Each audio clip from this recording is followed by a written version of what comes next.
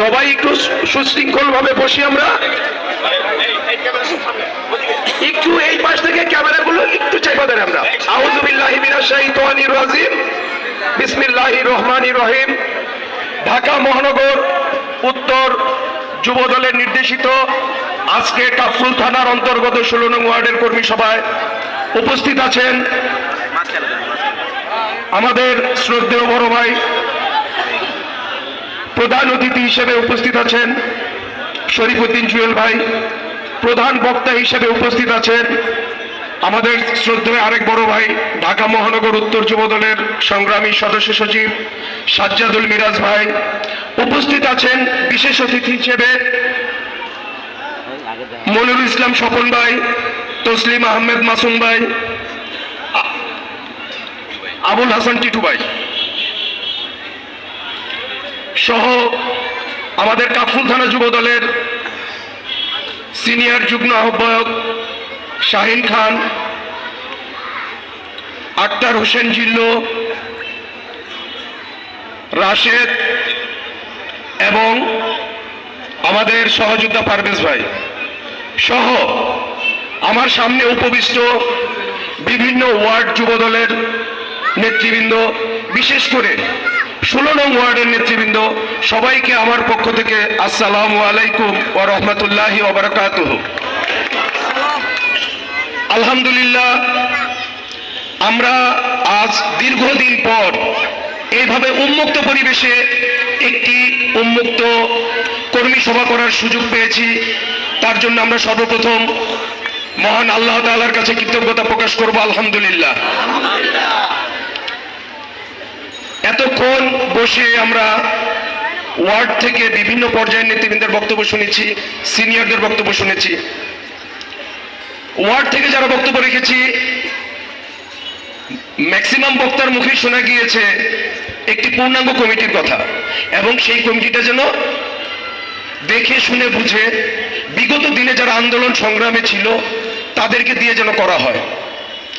আমি মনে করি আমাদের বর্তমান ঢাকা মহানগর উত্তর আহ্বায়ক কমিটির যে 5 জন বড় ভাই আমাদের আছে তারা যথেষ্ট বিচক্ষণ। বিগত দিনে আমরা বিগত 17 বছরই আন্দোলনে লিপ্ত, রাজপথ আমাদের দখলে আমরা রেখেছি বরাবর। নির্বাচন পূর্ব মুহূর্তে যে আন্দোলন দল থেকে হয়েছে সেখানে আসলে আমরা কারা কি ভূমিকা রেখেছি আমাদের এই বিচক্ষণ মহানগর সবকিছুই অবগত আছে। আমরা যদি নিজেদেরকে জাহিল করার চেষ্টা করি মুই কি হলু রে, সেটা কিন্তু হবে না। কে কি করেছি, কে কোথায় ছিলাম, কার সাথে ছিলাম, কিভাবে ছিলাম, আমাদের এই বিচক্ষণ মহানগর সবকিছু জানে এবং তারা সবকিছু দেখেছে।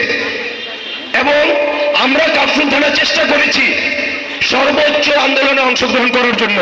বিশেষ করে ছাত্র জনতার যে আন্দোলন হয়েছে সেই আন্দোলনে আমাদের ঢাকা মহানগর উত্তর যুব দলের সদস্য সচিব সাজ্জাদুল মিরাজ ভাই আমাদের এই জোনের দায়িত্বে ছিল। আমরা প্রতিদিন মিরাজ ভাইয়ের সাথে কে কোথায় ছিলাম সেটা ভাই অবগত আছে, এটা আর আমার নতুন করে বলার কিছু নাই, সবকিছু তাদের মেমোরিতে ঢুকানো আছে, তাদের হার্ড ডিস্কটা অনেক বড়। তাহলে আমরা যদি তাদেরকে কিছু বোঝানোর চেষ্টা করি সেখানে আমরা আসলে ভুল। তারা আমাদের সিনিয়র, তাদেরকে আমরা কোনো কিছু শেখানোর নাই, দেখানোরও নাই। আমি আশা করি আসলে আজকের আমাদের এই কর্মী সভা মোটামুটি একটা জনসমাবেশ হয়েছে আলহামদুলিল্লাহ। কিন্তু ভাইরা যেটা খেয়াল করেছে আমাদের ঐক্যের মধ্যে একটু গাফলতি আছে। এই জিনিসগুলো যদি আমরা নিয়ম করে আমাদের ঐক্যবদ্ধতাটা ঠিক করি সেই ক্ষেত্রে আমরা আমাদের ভারপ্রাপ্ত চেয়ারম্যান জনাব তারেক রহমান সাহেবকে এই বাংলাদেশের মাটিতে আনতে পারবো। আবার অনেক বক্তা আমরা বলেছি সুদিন, আমি জানি না আপনারা কোন সুদিন দেখেছেন। এখনো আমাদের যুদ্ধ শেষ হয়নি, যুদ্ধের ময়দানের অর্ধেক পথ আমরা মাত্র হেঁটেছি।